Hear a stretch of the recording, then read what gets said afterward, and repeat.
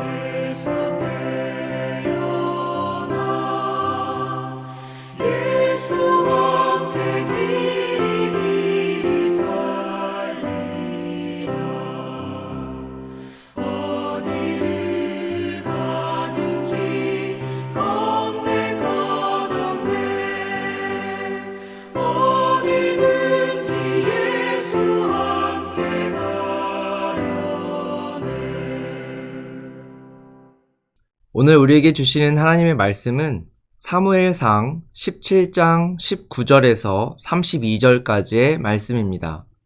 사무엘상 17장 19절에서 32절까지를 한 절씩 교독하겠습니다. 제가 전체를 읽겠습니다. 그때 사울과 그들과 이스라엘 모든 사람들은 엘라 골짜기에서 블레셋 사람들과 싸우는 중이더라.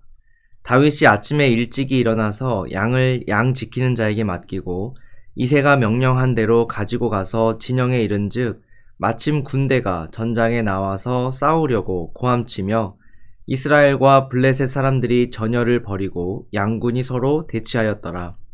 다윗이 자기의 짐을 짐 지키는 자의 손에 맡기고 군대로 달려가서 형들에게 문안하고 그들과 함께 말할 때 마침 블레셋 사람의 싸움 도두는 가드 사람 골리앗이라 하는 자가 그 전열에서 나와서 전과 같은 말을 하매 다윗이 들으니라. 이스라엘 모든 사람이 그 사람을 보고 심히 두려워하여 그 앞에서 도망하며 이스라엘 사람들이 이르되 너희가 이 올라온 사람을 보았느냐? 참으로 이스라엘을 모욕하러 왔도다. 그를 죽이는 사람은 왕이 많은 재물로 부하게 하고 그의 딸을 그에게 주고 그 아버지의 집을 이스라엘 중에서 세금을 면제하게 하시리라. 다윗이 곁에 서 있는 사람들에게 말하여 이르되 이 블레셋 사람을 죽여 이스라엘의 치욕을 제거하는 사람에게는 어떠한 대우를 하겠느냐? 이 할례받지 않은 블레셋 사람이 누구이기에 살아계시는 하나님의 군대를 모욕하겠느냐? 백성이 전과 같이 말하여 이르되 그를 죽이는 사람에게는 이러이러하게 하시리라 하니라. 큰형 엘리압이 다윗이 사람들에게 하는 말을 들은지라. 그가 다윗에게 노를 바라여 이르되 내가 어찌하여 이리로 내려왔느냐? 들에 있는 양들을 누구에게 맡겼느냐?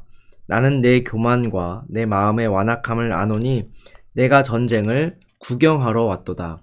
다윗이 이르되 내가 무엇을 하였나이까? 어찌 이유가 없으리이까 하고 돌아서서 다른 사람을 향하여 전과 같이 말하매 백성이 전과 같이 대답하니라. 어떤 사람이 다윗이 한 말을 듣고 그것을 사울에게 전하였으므로 사울이 다윗을 부른지라. 다윗이 사울에게 말하되 그로 말미암아 사람이 낙담하지 말 것이라. 주의 종이 가서 저 블레셋 사람과 싸우리이다 하니. 아멘. 골리앗이 이스라엘 앞에 등장하여 1대1로 맞붙어 싸울 사람을 내보내라고 소리칠 때 이스라엘 사람들은 어떤 생각이 들었겠습니까? 분명 골리앗처럼 힘센 장수를 원했을 것입니다. 자기들에게 골리앗을 이길 수 있는 장수가 없는 것을 한탄하며 두려움에 떨었을 것입니다. 이러한 이스라엘이 하나님께 기도한다면 과연 무엇을 구하겠습니까? 골리앗을 이길 수 있는 힘센 장수를 보내달라고 기도하지 않았겠습니까?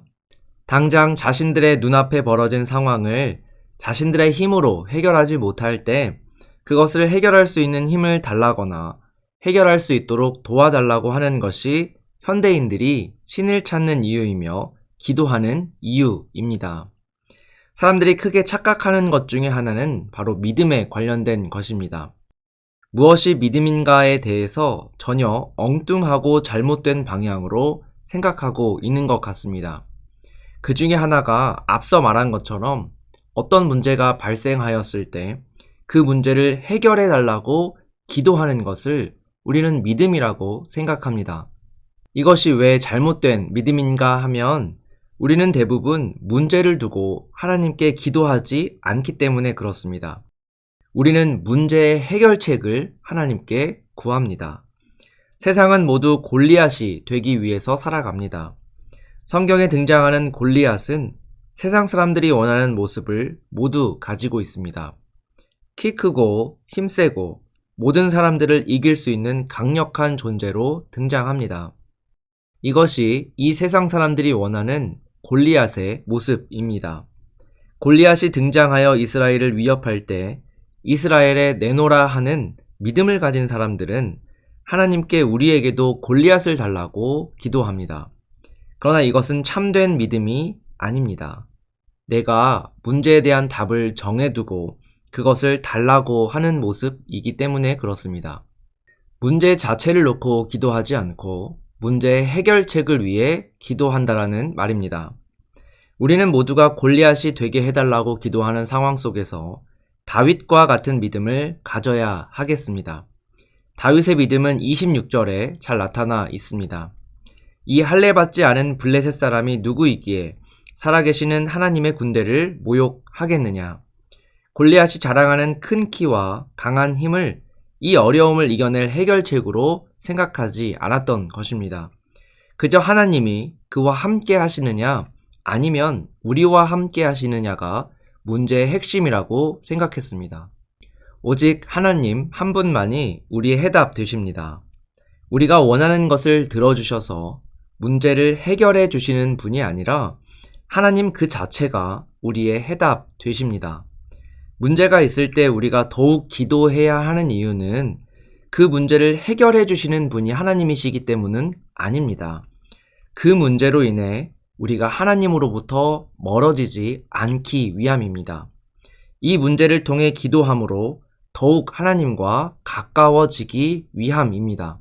문제의 해결을 놓고 기도하는 것이 믿음이 아니라 하나님이 우리와 함께 하시느냐, 이것이 바로 우리가 문제를 대하는 올바른 자세인 것입니다. 본문은 블레셋과 싸우고 있는 전쟁터로 다윗이 오게 되었고 형들을 만나게 되는 장면입니다. 이새는 다윗에게 전쟁터에 나가 있는 형들에게 먹을 것을 가져다 주고 그들의 안부를 물어보라고 하였습니다. 다윗이 전쟁터에 왔을 때 마침 군대가 전장에 나와서 싸우려고 고함치며 서로 대치하고 있는 상황이었습니다. 다윗이 형들을 찾아 문안하고 함께 얘기하고 있을 때 골리앗이 나와서 이스라엘 군대를 모욕하는 말을 듣게 됩니다. 이 말을 듣고 다윗이 곁에 있던 사람들에게 살아계신 하나님의 군대를 모욕하는 저 사람은 누구냐라는 질문을 하지요. 그런데 이러한 다윗의 말을 들은 맏형 엘리압이 다윗에게 화를 냅니다. 내가 어찌하여 이리로 내려왔느냐? 들에 있는 몇 양들은 누구에게 맡겼느냐? 나는 내 교만과 내 마음의 완악함을 아노니 내가 전쟁을 구경하러 왔도다 라고 말합니다. 왜 엘리압이 다윗에게 화를 내며 다윗을 교만하고 완악하다고 소리치는지 그 속마음을 살펴보기를 바랍니다. 그래서 그 엘리압과 같은 모습이 우리에게 있지는 않은지 돌아보는 시간 되기를 바랍니다.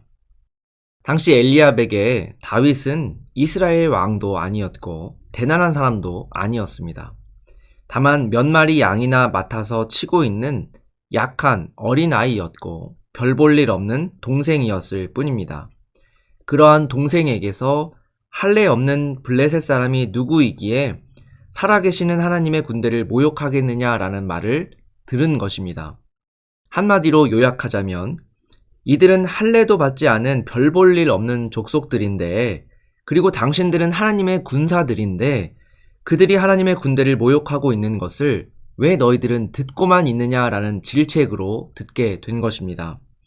이것을 듣고도 엘리압은 스스로의 믿음이 부족하다라는 것을 깨닫지 못했습니다.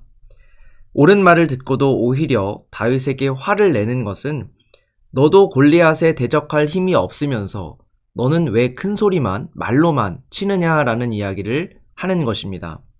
이것이 엘리압의 사고방식이며 세상의 사고방식입니다. 그러나 다윗이 큰 소리를 칠 수 있었던 이유는 자신의 힘을 믿었기 때문이 아닙니다. 다만 하나님을 믿는 믿음으로 바라볼 때에 블레셋 군사를 두려워하는 것이 옳지 않았다라고 생각했기 때문에 그러한 말을 할 수가 있었습니다. 그런데 엘리압의 상식은 믿음이 아니라 힘이었습니다. 모든 것을 믿음을 기준으로 생각하는 것이 아니라 힘을 기준으로 생각했습니다. 힘이 있어서 소리를 칠 수 있고 힘이 없으면 소리를 칠 수 없는 것입니다.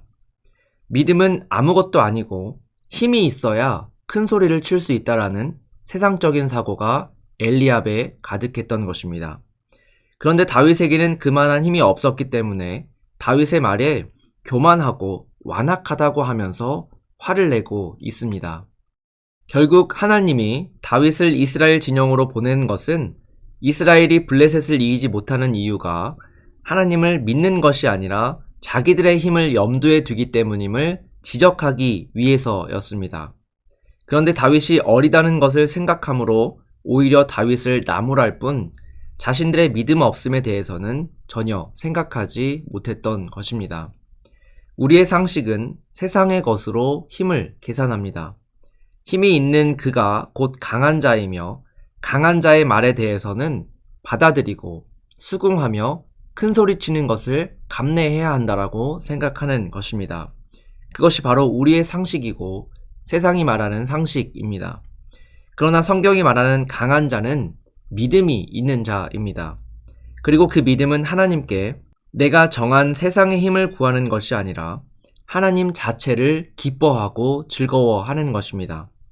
우리 앞에 문제가 닥쳐왔을 때 기도하시기 바랍니다. 문제의 해결을 위해서 기도하는 것이 아니라 하나님과 더 가까워지기 위해서 기도해야 합니다. 그러면 부러울 것도 없고 두려울 것도 없는 진정한 강한 자가 될 수 있습니다. 이러한 강한 자가 되시기를 축복합니다. 다 같이 기도하겠습니다. 어떠한 어려움 앞에서도 주님이 함께 하심을 구할 수 있는 믿음을 주옵소서. 다 같이 기도합니다.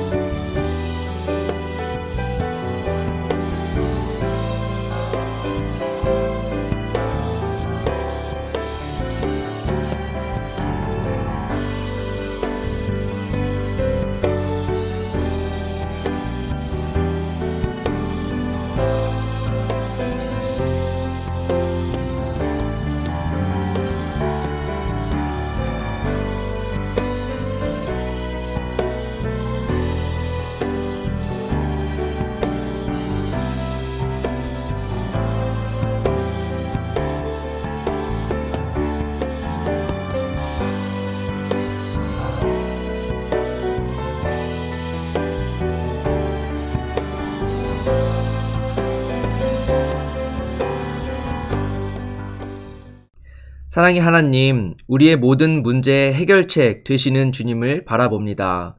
주님만을 의지하게 하여 주옵소서. 하나님의 어리석음이 사람보다 지혜롭고 하나님의 약하심이 사람보다 강하니 우리가 세상의 것과 나의 답을 의지하지 아니하고 오직 주님만을 의지하는 인생을 살게 하여 주옵소서. 예수님의 이름으로 기도합니다. 아멘.